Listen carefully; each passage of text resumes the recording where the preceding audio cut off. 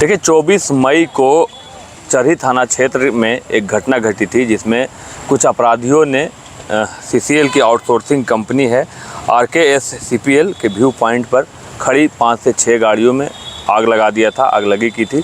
कुछ पर्चे भी वहां छोड़े गए थे जिसमें लेवी की मांग की गई थी, बिना उनसे वार्ता किए यहाँ पर काम ना करने की धमकी दी गई थी। इस मामले में हज़ारीबाग पुलिस ने बड़ी कार्रवाई की है और कार्रवाई करते हुए 7 लोगों को इस मामले में गिरफ्तार किया गया है और उन्हें न्यायिक हिरासत में भेज दिया गया है, जिनके पास से 6 पीस जिंदा गोली, 3 चाकू, TPS का पर्चा भी बरामद किया गया है, बोलेरो नियो भी एक बरामद किया गया है और लगभग 6 पीस मोबाइल फ़ोन बरामद किया गया है। सबसे चौंकाने वाली बात यह है कि इसमें कुछ अपराधी जो हैं लगभग 18 साल के हैं और एक और जो हज़ारीबाग SP ने प्रेस वार्ता कर बताया है कि इमदाद रजा जो है उसी आउटसोर्सिंग कंपनी में ड्राइवर का काम करता था और उसी ने सारी सूचना दी थी, सभी लोगों को दी थी, जिसके बाद इस घटना को अंजाम दिया गया था। लेवी के लिए इस घटना को अंजाम दिया गया था। 7 लोगों को गिरफ्तार कर लिया गया है, उन्हें जेल भेज दिया गया है। उनके पास से जो बरामद हुआ हमने वो भी आपको बताया। हालांकि इस मामले में हज़ारीबाग SP अंजनी अंजन ने आउटसोर्सिंग कंपनी जितनी भी यहाँ पर कंपनियाँ काम कर रही हैं उनकी जो MDO हैं जो उनके लिए काम करती है उनसे भी अपील किया है कि आप जितने भी वर्कर्स अपने यहाँ रखते हैं उसकी पुलिस वेरिफिकेशन ज़रूर कराएं, चूँकि आप ही के यहाँ काम करने वाले लोग सूचना लीक करते हैं, उसके बाद घटना घट जाती है। तो इस मामले में उन्होंने यह अपील किया है कि जितने भी काम करने वाले वर्कर्स हैं उनकी पुलिस वेरिफिकेशन ज़रूर करवाएं। प्रेस वार्ता करते हुए अंजनी अंजन ने क्या कुछ बताया है, हज़ारीबाग के SP ने क्या कुछ बताया है, आप वो सुन लीजिए। हाँ, ये आप लोग को ज्ञात है कि 24 तारीख को विगत मतलब पिछले महीने में चरही में एक आगजनी का घटना किया गया था। वहाँ के जो कोयलवरी में काम कर रहा था RKS, उनके कुछ 6 मशीनों को आग लगाया गया था और एक पर्चा वहाँ से प्राप्त हुआ था जिसमें कि TSPC का जो एक कमांडर है गुरुदेव उसके नाम का। तो उसी संबंध में हम लोगों ने एक SIT का गठन किया था जिसका नेतृत्व DSP साहब कर रहे थे। जो चरही थाना प्रभारी हैं ये थे, हमारे जो सदर SDPO साहब हैं वो भी थे इसमें, और सब लोगों ने मिल करके इस SIT ने अभी 7 लोगों की गिरफ्तारी की है जो उस रात आगजनी में शामिल थे। इनका TSPC संगठन से तो संबंध रहा ही है, साथ ही हम लोग को अनुसंधान में एक और बात पता चला कि फरवरी के महीने में चरही में ही चेलैया टाड़ के जंगल में 3 ट्रैक्टर में आग लगाया गया था। ये फरवरी में घटित हुआ था, प्रिसाइजली अगर आप कहें तो 10 फरवरी 2025 को। तो उस घटना में भी जो शामिल थे उसमें कुछ कॉमन लोग मिले जिनकी गिरफ्तारी इसमें भी हुई है। इन लोगों के पास से हमारे पास सफिशिएंट एविडेंस भी मिला है, जिसमें कि टेक्निकल एविडेंस है सबसे प्रमुखता से, और साथ में जो TSPC का पर्चा और लेटर पैड दोनों मिला है काफ़ी संख्या में। वो इसमें लिखा भी है, जैसे 22 पीस हम लोग को लेटर पैड मिला है और 7 हम लोग को पर्चा मिला है। इसके अलावा जो आगजनी में प्रयोग किए गए हथियार है उसकी भी रिकवरी हुई है, और जो गाड़ी का प्रयोग किया गया लोगों को लाने ले जाने के लिए आगजनी में, वो गाड़ी भी हम लोगों ने सीज़ किया है। कुल मिलाकर के उग्रवादी घटना थी। TSPC एक बैंड ऑर्गेनाइजेशन है, आप जानते ही हैं। तो जो FIR भी दर्ज हुआ है वो CLA एक्ट के सेक्शन के तहत ही हुआ है।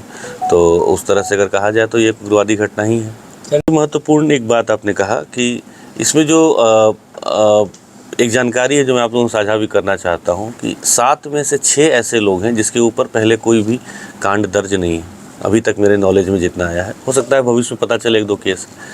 तो इससे ये भी पता चलता है कि बहुत सारे जो नए लोग हैं वो भी बहकावे में आके घटना करते हैं, किसी के कहने पे लोभ में आकर के, है ना, पैसे के लालच में आकर के करते हैं। तो ये ज़रूरी है। अच्छा, इसमें जो ड्राइवर है जिसकी गिरफ्तारी एक हुई है उसका नाम है इमदाद रज़ा, चरही का रहने वाला है। ये 3 लोग चरही के रहने वाले हैं, 4 हैं कोडरमा के रहने वाले। ये इमदाद रज़ा एक्चुअली CCL में ही गाड़ी चला रहा है। तो जो भी कंपनीज़ हैं, चाहे MDOs हैं, चाहे CCL जैसी कंपनी है, चाहे कोई आउटसोर्सिंग कंपनी है, तो उनसे भी मैं पहले भी अपील करता रहा हूँ, फिर आप लोग के माध्यम से अपील करूँगा, और आप लोग भी इस बात को पब्लिक और इन MDOs और कंपनीज़ तक पहुँचाइए कि जो भी वो कर्मी अपने यहाँ रख रहे हैं काम करने के लिए, उसका पुलिस वेरिफिकेशन ज़रूर कराएं वो।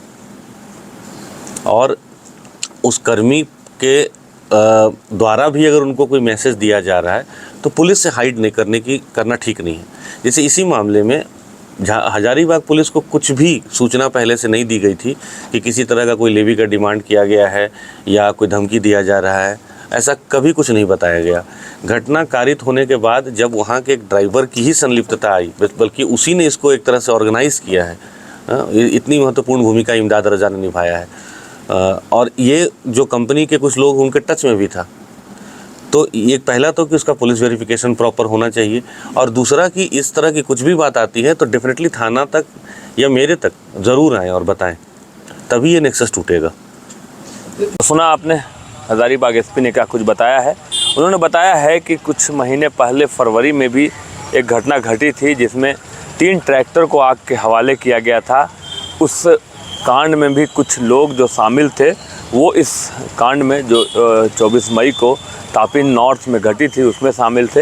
यानी 2 मामले का खुलासा हजारीबाग एसपी ने प्रेस वार्ता करके किया है। फिलहाल सभी लोगों को न्यायिक हिरासत में भेज दिया गया है और उनसे पूछताछ भी की जा रही है। शशांक शेखर, बाइस्कोप, हजारीबाग। घर रहने का मकान भर नहीं, ये खुशियों की तिजोरी है। दरवाजे पर दस्तक देता पड़ोस, खिड़कियों से उमड़ आता आसमां, तारों में उलझी ऐसी ना जाने कितनी दास्तां। कहती हैं चले डायमंड सिटी, एक सफर हम सफर के साथ अपने घर तक। Diamond city, life long bonding, 500 से ज्यादा खुशहाल डायमंड परिवार। जल्दी करें, सिर्फ 200 फ्लैट बाकी। आज ही बुक करें अपना आशियाना। गोल जहां 27 वर्षों के सफर में 17,000 से भी अधिक छात्रों ने डॉक्टर एवं इंजीनियर बनकर भरे सफलता की ऊंची उड़ान, जहां साधारण छात्र भी असाधारण सफलता प्राप्त कर बना रहे इतिहास। दूरदर्शी शिक्षाविद श्री विपिन सिंह के मार्गदर्शन में मेडिकल एवं इंजीनियरिंग के लाखों छात्रों के लिए आशा की किरण के रूप में गोल्ड रिजल्ट फैक्ट्री